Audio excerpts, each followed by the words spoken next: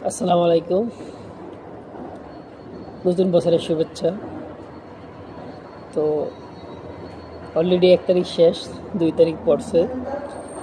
তো এই 2 তারিখটা আমি কোনো দিনও বলবো না। জানুয়ারি মাসের 2 তারিখ, এই দিনে আমি দেশ ছেড়ে, আপনজন ছেড়ে, আত্মীয় স্বজন সবাইকে ছেড়ে এই দূর প্রবাসে আসছি।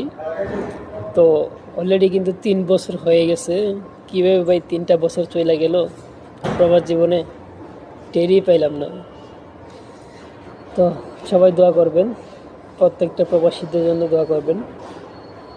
আর প্রবাসীদের জন্য কোনো হ্যাপি নিউ ইয়ার নাই, ঠিক আছে?